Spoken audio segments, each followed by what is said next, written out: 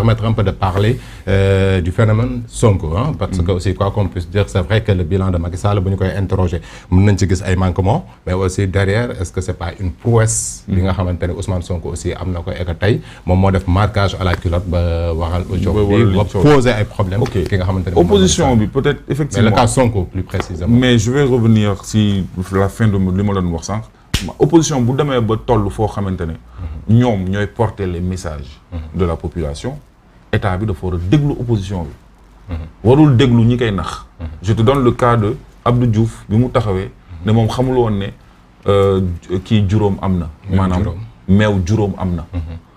am na benn débat je sais plus c'était lequel des gars là de benn xamatuma kan la ku ne woon si yàggul trop mu ne non que Sénégalais dañu war a dépasser le kii jamono yi ñuy jëndee ay meewu juróom quoi tu vois donc ça veut dire que am na benn déphasage bu am diggante ñi nekk ci nguur gi ak effectivement population bi et la nature a horreur du vide ba ñu paree élection de 2019 ki nekkoon chef de l'opposition ki ñëwoon en deuxième position kan la woon bi ñu paree 2019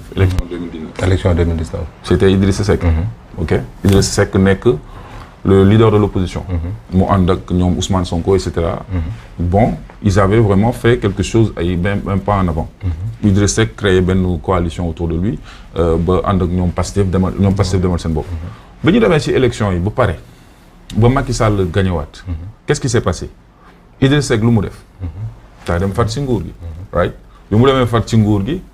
qui est-ce qui devient le leader de l'opposition qui est le troisième c'est Ousmane Sonko quel est le rôle du leader de l'opposition le leader de l'opposition doit occuper le terrain le leader on dit l'opposition doit parler et l'État doit agir et l'opposition doit s'opposer et lépp li nga xamante ne ce sont des actions yoo xamante ne ce sont des actions qui vont à l'encontre du développement du Sénégal effectivement l'opposition est en droit de dire nguur gi am na ay manquements par rapport à ceci par rapport à ceci par rapport à cela loolu dafa am il y a eu autre chose il y a eu li ngay wax le phénomène Sonko soo xoolee nguur gi moo fabriqué Sonko c'est l'État c'est le pouvoir qui a fabriqué Sonko ñoom ñoo ko fabriqué parce que ñoom ñoo ko dàq ci fi mu nekkoon di liggéey ñoom ñoo ko pousse à la faute ñoom ñoo ko bund xatal entre guillemets ñoom ñoo lancé une attaque contre lui et lui aussi à un certain moment il était obligé de se défendre et nan lay défendre boppam c'est à un certain moment de dire écoutez xool leen li may def c'est pas qu'il se victimise mais les Sénégalais ont vu l'exemple de Khalifa Sall on a vu l'exemple de Karim Wade il a dit gis ngeen nguur gii nii moom mooy choisir kan lay bëreel moom mooy choisir kan la dul bëreel n'est-ce pas donc ils utilisent la justice le pouvoir utilise la justice pour faagaagal yenn adversaires politiques yi et ils sont tombés sur un os parce que Ousmane Sonko ne s'est pas laissé faire et c'est la raison pour laquelle sa popularité a explosé c'est-à-dire que lépp li gars yi defoon pour tëj ko dañ koy gën a may doole parce que justement c'est exactement benn genre c'est une tactique wala c'est une stratégie de guerre la stratégie de guerre dafa am benn stratégie boo xamante ne boo nekkee ci opposition bi et que nga mun a massifier nga am ay jeunes yu nekk sa ginnaaw et que nga am tu sais man li may wax souvent ñi may analyser évolution wu Ousmane Sonko wala bokk évolution politique président bu nekk am na loo xamante ne président bu nekk moom moo lay fal te li lay fal peut-être leneen moo lay folli le président Diouf a libéralisé la radio oui. Je me souviens en 98-99 on avait les premières chaînes de radio yoo xamante ne presque ñoom ñoo daaneel entre guillemets nguuru Abdou Diouf right Sud FM ay Walfadjri et cetera ay Dunia et cetera n'est-ce pas nga dem ba Abdou Diouf jóge fi jël Wade ñu jël Wade toog le pouvoir de Wade a été fait à vaciller grâce à la libération ou à la libéralisation des chaînes de télévision. On est d'accord? yéen bokk ngeen ci tamit les activistes les rappeurs. Oui. Mais justement ñun pour suñu liggéey mën a fës. il faut mu am ay chaînes de télé wala ay chaînes de radio yu propulser li ñuy def. Effectivement. N'est-ce pas? Wade télévision moom moo libéraliser la télé. Télé moo ko daaneel. Macky Sall est arrivé à l'ère du numérique. mais balaa ñu waa nguur gi comprendre comment fonctionne numérique bi mais Sonko amoon na ay millions de followers xaw ma ci réseaux sociaux yi n'est-ce pas donc c'est exactement ça qui s'est passé il y a eu beaucoup d'activistes gis nga la première vague d'activistes mooy ce qui s'est passé avec ñoom notamment ñoom Assane Diouf quand Assane Diouf a commencé à faire ses lives et que mu doon saaga et cetera ñu bëri affaire bi dafa leen doon choqué mais en même temps dafa tëjji benn buntu bi parce que ça veut dire que su ma nekkee sama ginnaaw caméra su ma nekkee sama ginnaaw téléphone mun naa wax lu ma neex te dara du ma ci fekk wala mun naa joxe sama avis donc ça dafa def mel ne genre dafa gën a doper la démocratie et la liberté d'expression et liberté d'expression boobu moom moo jur lu mel ne li ñu wooye la mafia kàcc n'est-ce pas après le président quand il dit aux jeunes dans son discours waaye bu leen topp gars yi nekk ci réseaux sociaux yi di saaga quelque temps après moom ci boppam nga gis ko mu ànd ak benn saagakat di photo tu vois ce que je veux dire quel message je vais nous lancer donc tous ces messages là moo tax sànq ma lay wax affaire communication léegi Ousmane Sonko il utilise exactement ces armes là soo xoolee la plupart am na chaîne de YouTube yoo xamante ne ils ne mettent que l'actualité de Pastef et de Sonko on est d'accord il y a des chaînes de télé wala il y a des activistes yoo xamante ne sur les réseaux sociaux boo demee Twitter boo demee Facebook boo demee ci TikTok bi et cetera il y a des gens yoo xamante ne seen liggéey yëpp c'est de travailler gratuitement la plupart du temps parce que justement pour ñoom dañuy sot lu ñuy wax dompot sax ci sot la bokk donc il y a des gens qui passent des vidéos qui font des montages juste pour travailler sur l'opinion publique dama lay jox exemple par exemple de ce qui s'est passé en avril en avril si tu vois le 8 mars pardon période boobu bi ñu ne dañuy ñëw jàpp Ousmane Sonko et cetera mais regarde sur les réseaux sociaux la réaction des gens il y a des gens qui ont réagi am na benn dame je me souviens très bien de la vidéo bi mu doon def di jooy ne wéy dañ ko mënatoo et cetera dame boobu après moom moo defaat vidéo pour excuser wu parce que dañ ko manipuler woon justement c'est ça le danger réseaux sociaux yi la plupart du temps si on ne sait pas vérifier une information on risque de se faire manipuler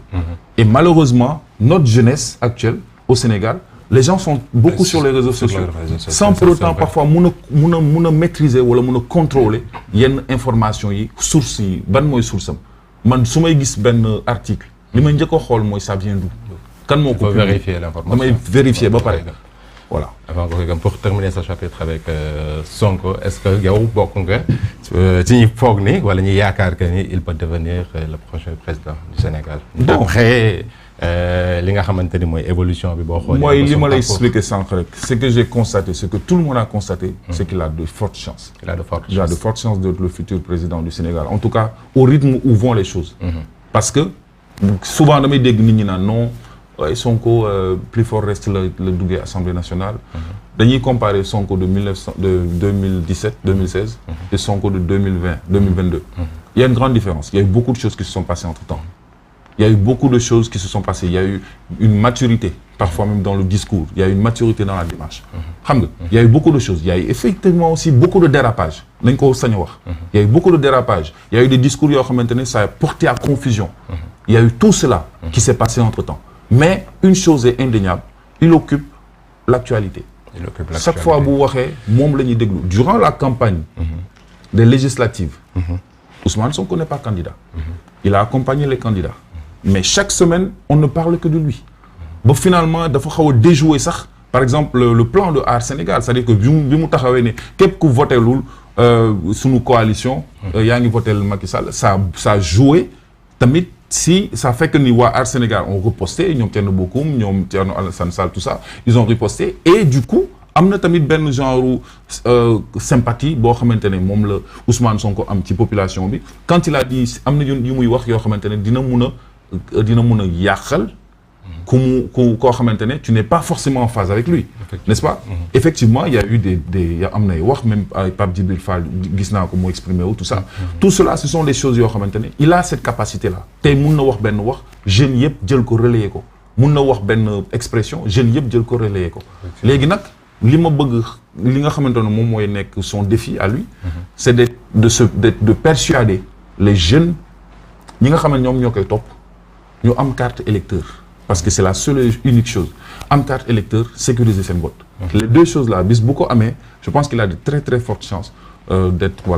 le président. Par rapport à sécuriser seen ay vote fi mu toll nii opposition bi aussi ñu ngi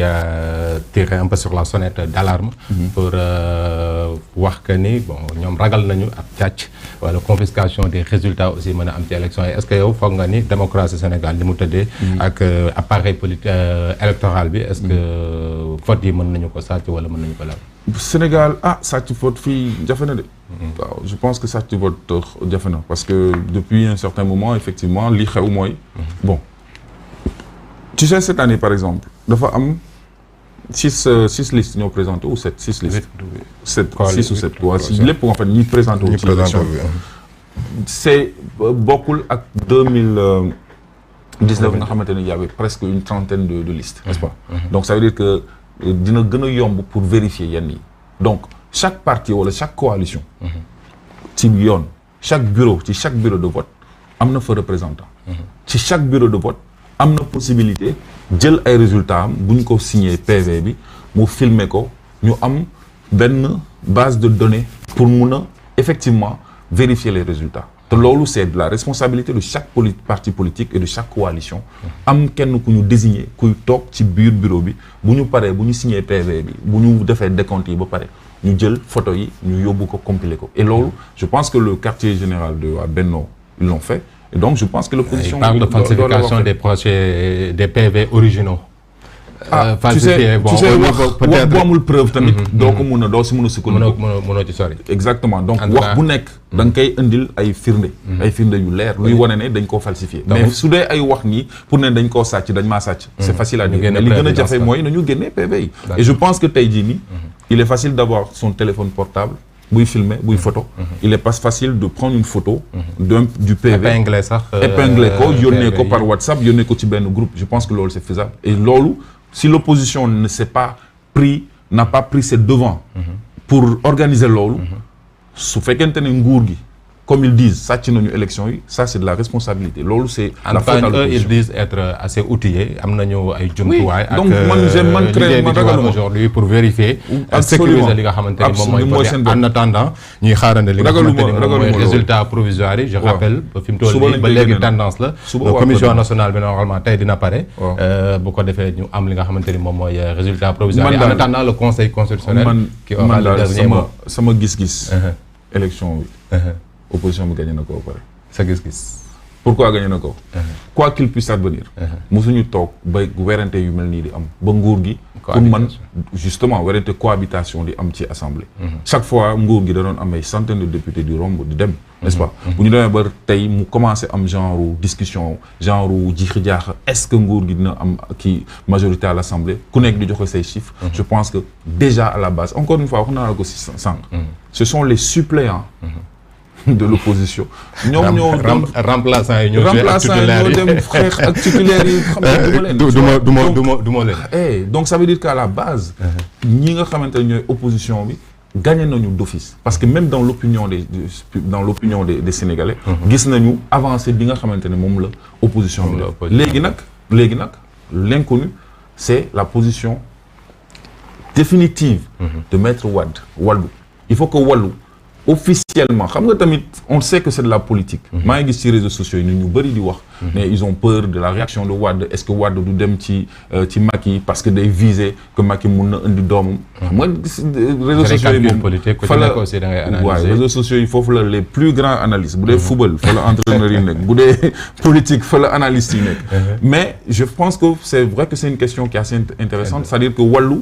s'était positionné Wallu ak Yewwi ñoo ànd n'est-ce pas si ça continue comme ça effectivement mun na am des voilà mun na am vraiment ça va être une assemblée très intéressante mais je pense pas que affaire de sàcc si jamais il y a du vol je pense qu'il y aura dëkk bi ñaanuma ko yàlla mais s'il y a du vol et que c'est avéré qu'il y a du vol dëkk bi mun na yëngu en tout cas ñu ngi xaarandi bu baax a baax conseil constitutionnel et je pense que les Sénégalais ont foi en la justice sénégalaise donc voilà nañu xaarandi pour voir ce que ça va donner mais beneen figure boo xamante ni xam naa ne aussi ça t'a fait plaisir bi nga ko yëgee Guy Marius Sagna activiste aujourd'hui député du peuple officiellement xam naa ne c'est la continuité de ses activités en tant qu'activiste